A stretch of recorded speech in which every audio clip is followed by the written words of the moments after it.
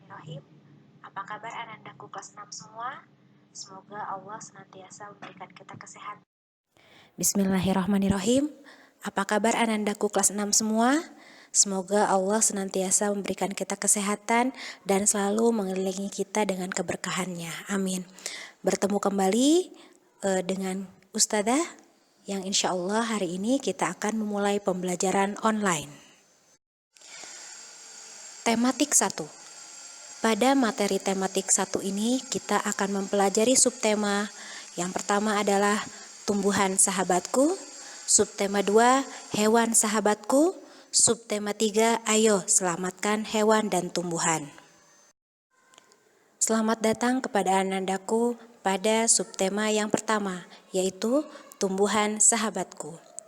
Pada subtema ini, kita akan mempelajari tentang bagaimana tumbuhan berkembang biak dan apa manfaatnya bagi manusia.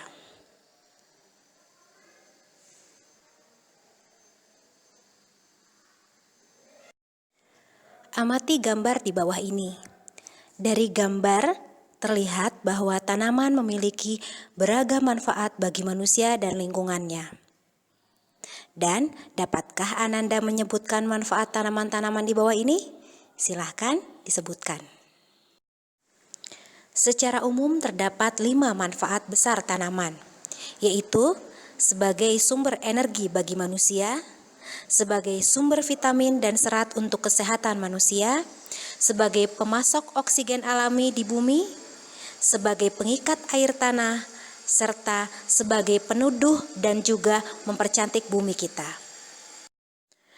Tanaman memiliki bagian-bagian tubuh yang berbeda-beda, yaitu ada bunga, daun, buah, batang, dan akar. Dan juga bagian tubuh ini berguna untuk proses fotosintesis dan sebagai alat reproduksi untuk berkembang biak. Tanaman memiliki berbagai cara untuk berkembang biak, yaitu secara generatif ataupun secara vegetatif. Mari kita membahas satu persatu.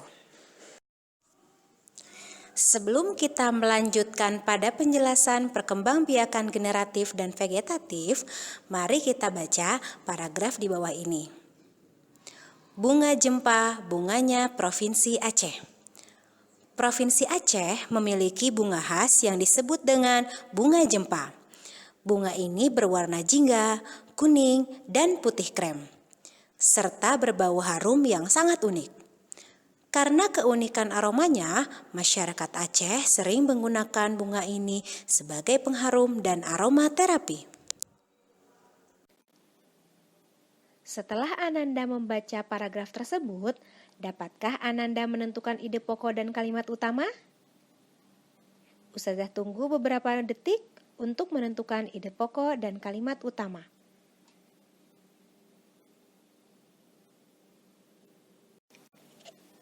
Sebelum Ustazah menentukan jawaban yang benar, Ustazah akan memberikan informasi dan keterangan mengenai ide pokok. Ide pokok biasanya ada dalam kalimat pertama atau terakhir. Akan tetapi sering ditemukan di kalimat pertama. Kata yang digunakan dalam ide pokok adalah kata-kata yang sifatnya global dan umum. Jadi, jawaban yang tepat dari ide pokok paragraf pertama adalah bunga khas Provinsi Aceh adalah bunga jempa. Ide pokok ini terdapat pada kalimat pertama dari paragraf pertama, tetapi dengan bahasa yang sifatnya lebih global. Kalimat utama. Kalimat utama ada pada setiap paragraf. Sehingga jika paragraf dalam sebuah cerita ada 5, maka kalimat utamanya pun ada 5. Kalimat utama ditulis dari awal kalimat sampai titik, dan tidak boleh ada yang ditambah atau kata yang dikurangi. Juga sifatnya adalah umum. Kalimat utama dibagi menjadi 2, yaitu kalimat deduktif yang berada di awal kalimat dan induktif atau yang berada di akhir kalimat. Jawaban yang benar dari kalimat utama paragraf pertama adalah Provinsi Aceh memiliki bunga khas yang disebut dengan bunga jempa. Silahkan tes kemampuan Ananda. Coba kembali kepada cerita sebelumnya dan tentukan ide pokok paragraf kedua, juga sebutkan kalimat utama paragraf kedua. Silahkan tulis dengan rapi di buku tulis Ananda. Perkembangbiakan generatif. Bagian tubuh yang membantu perkembangbiakan tanaman secara generatif adalah bunga. Jadi, tanaman yang memiliki bunga berkembang biaknya secara generatif. Bunga terdiri dari bunga sempurna dan bunga tidak sempurna. Silahkan Ananda perhatikan gambar pada slide berikut. Gambar pada slide menunjukkan bunga yang sempurna. Dan bagaimana yang dimaksud dengan bunga tidak sempurna? Bunga tidak sempurna berarti bagian tubuhnya tidak lengkap. Tes kemampuan. Silahkan Ananda menulis di buku dan tulislah bagian-bagian dari bunga sempurna pada slide sebelumnya. Silahkan ditulis dengan rapi dan dikumpulkan. Proses perkembangbiakan bunga secara generatif terjadi melalui penyerbukan dan pembuahan. Silahkan Ananda simak bagian berikut sebagai proses penyerbukan dan pembuahan. 1. Serbuk sari akan terlepas dari benang sari. 2. Serbuk sari akan menempel pada kepala putik. 3. Dari kepala putik, serbuk sari melepaskan nukleus atau sel jantan. Kemudian, sel jantan akan bergerak menuju sel telur di dalam bakal buah. 4. Sampai di tempat bakal buah akan terjadi pembuahan dan akan membentuk biji. 5. Biji akan jatuh ke tanah dan tumbuh menjadi tanaman yang baru. Untuk lebih jelasnya, silahkan saksikan video yang sudah Ustazah sediakan.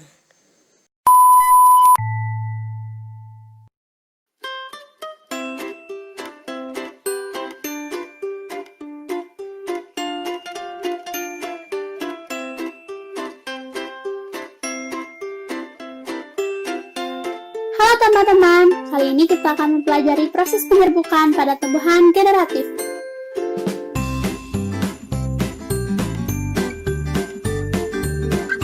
Oke teman-teman, di sini terdapat bagian-bagian bunga yang harus kita ketahui sebelum membahas penyerbukannya.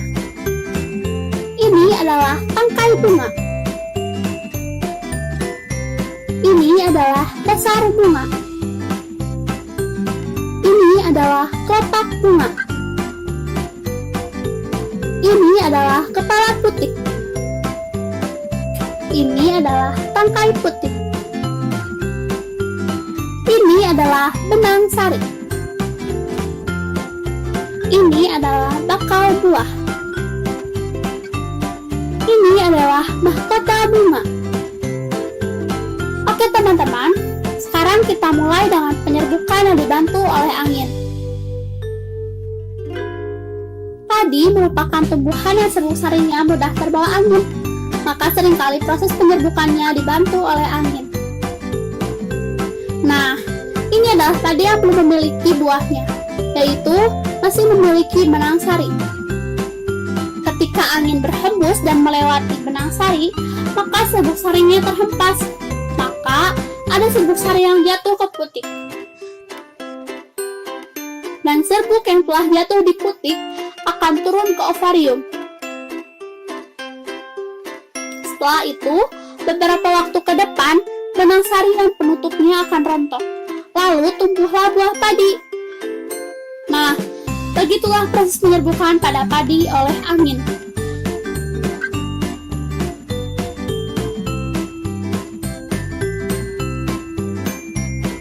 Penyerbukan bunga oleh hewan. Yang pertama ada lebah, ada burung, dan kelelawar. Teman-teman, Yang pertama, kita akan melihat penyerbukan dengan bantuan lebah.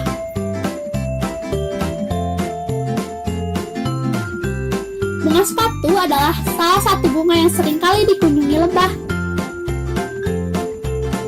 Lebah akan datang dan menghisap nektar bunga, sementara kakinya menginjak serbuk yang ada pada benang sari.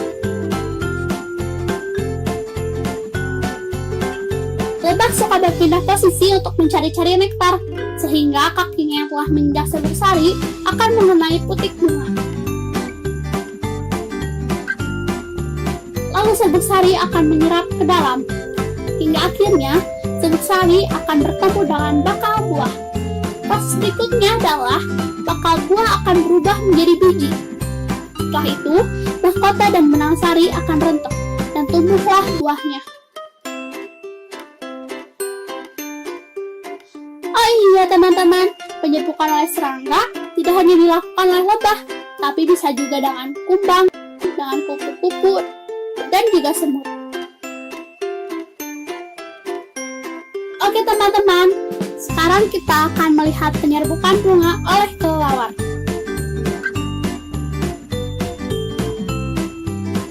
Salah satu bunga yang penyerbukannya sering dibantu oleh kelelawar adalah bunga durian.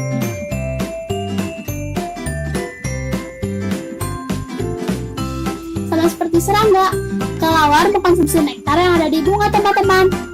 Ketika kelelawar menggerogoti bunga untuk mencari dan mengkonsumsi nektar, serbuk sari berhamburan.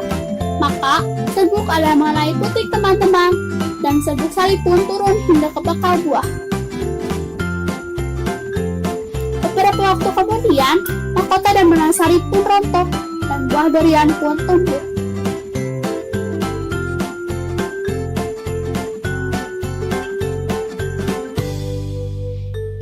Saat ini, kita akan melihat penyerbukan yang dibantu oleh burung. Pada penyerbukan oleh burung, kita akan ambil contoh bunga dadap. Burung-burung kecil seringkali melakukan penyerbukan bunga, contohnya adalah burung kolibri. Sama seperti jenis hewan lain, kolibri pun mengonsumsi nektar dari bunga. Saat kolibri mencari-cari nektar untuk dikonsumsi, maka serbuk sari terhambur. Dan ada serbuk sari yang turun ke putik. Lalu, serbuk sari menyerap sampai ke bakal buah. Beberapa waktu kemudian, mahkota dan benang sari rontok dan tumbuhlah buahnya.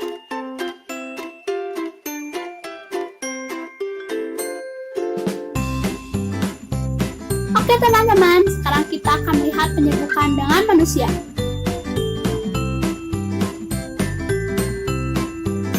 Nah, di sini kita akan melihat contoh penyerbukan dengan manusia pada bunga vanila.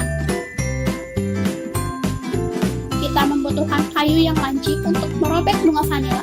Pertama, kita harus mencari benang sari lalu robek mahkota hingga terlihat benang sari secara utuh. Lalu ambil serbuk sari dan tempelkan ke putik.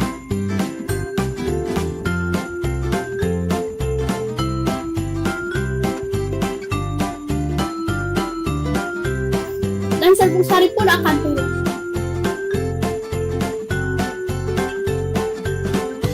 Maka, serbuk sari pun bertemu dengan bakal buah. Beberapa waktu kemudian, mahkota dan benang sari pun rontok dan buahnya pun tumbuh. Oke, sekarang kita memasuki penyerbukan bunga yang dibantu oleh air. Penyerbukan bunga oleh air bisa disebabkan oleh hujan dan cipratan air. Untuk penyerbukan oleh air ini, kita ambil contoh pada bunga seroja. Ketika ada air atau hujan yang mengenai benang sari hingga jatuh ke putik, maka terjadilah proses penyerbukan. Dan serbuk sari masuk ke dalam putik hingga ke bakal buah. Beberapa waktu setengahnya, mahkota dan benang sari pun rontok, dan buah seroja pun tumbuh. Yang terakhir, kita membahas jenis-jenis penyerbukan. Jenis-jenis penyerbukan itu ada 4 macam. Yang pertama adalah penyerbukan sendiri. Lalu, penyerbukan serumah. Penyerbukan penyerbukan silang. Lalu penyerbukan klastar atau berbeda jenis. Nah, bagaimana teman-teman? Mudah kan mempelajari penyerbukan bunga?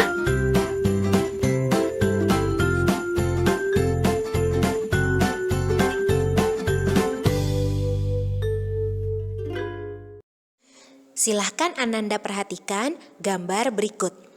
Berikut adalah beberapa cara dari penyerbukan generatif. Proses penyerbukan diawali dengan lepas atau berpindahnya serbuk sari. Perpindahan atau lepasnya serbuk sari ini dapat diakibatkan oleh banyak hal. Pertama, serbuk sari berpindah akibat angin. Ketika angin bertiup, serbuk sari akan terbang dan hinggap di kepala putik. Penyerbukan ini dibantu oleh media angin. Kedua, serbuk sari berpindah akibat hewan. Pernahkah Ananda melihat kupu-kupu atau lebah hinggap dari bunga ke bunga? Saat serangga hinggap ke sebuah bunga, maka serbuk sari menempel pada tubuh serangga. Serbuk sari berpindah ke kepala putik bunga yang lain sesuai dengan bunga yang dihinggapi oleh serangga. Ketiga, serbuk sari pindah akibat bantuan manusia. Hampir serupa dengan bantuan hewan, seringkali manusia bersinggungan dengan tanaman. Hal ini yang membuat serbuk sari menempel dan berpindah ke bunga lain. Keempat, serbuk sari berpindah akibat air hujan. Tes kemampuanmu. Silahkan Ananda baca teks berikut dan jawablah apa ide pokok dan kalimat pokok dari paragraf tersebut. Tulis dengan rapi di buku catatan Ananda ya. Tes kemampuan Ananda. Perhatikan gambar di bawah ini. Tentukan media apa yang membantu tanaman tersebut melakukan penyerbukan. Tulis di buku Ananda dengan rapi. Tanaman yang tidak memiliki bunga akan melakukan perkembangbiakan tanpa proses penyerbukan. Proses ini disebut dengan proses vegetatif. Proses vegetatif dapat terjadi secara alami dan buatan. Perkembangbiakan vegetatif alami dilakukan oleh tanaman yang memiliki tunas. Contohnya pisang, bambu, cocor bebek, tebu. Tanaman yang tidak memiliki bunga akan melakukan perkembangbiakan tanpa proses penyerbukan. Proses ini disebut dengan proses vegetatif. Proses vegetatif dapat terjadi secara alami dan buatan. Perkembangbiakan vegetatif alami dilakukan oleh tanaman yang memiliki tunas. Contohnya pisang, bambu, cocor bebek, tebu. Perkembangbiakan vegetatif alami juga dilakukan oleh tanaman yang memiliki umbi-umbian, antara lain umbi batang, yaitu bengkuang, umbi lapis, yaitu bawang merah, umbi akar, yaitu wortel, dan lobak. Selain itu, perkembangbiakan vegetatif dilakukan dengan geragi atau stolon pada stroberi dan rizoma pada jahe.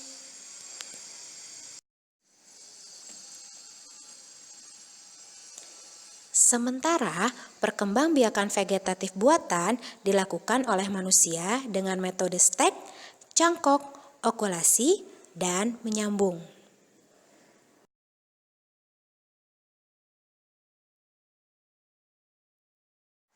Perkembangbiakan tumbuhan ini juga dipengaruhi oleh keadaan alam, misalnya jenis dan kesuburan tanah, suhu wilayah, atau kandungan air di tempat tanaman itu ditanam. Karena perbedaan alam, maka setiap tempat atau negara memiliki bunga yang dijadikan sebagai ciri khas.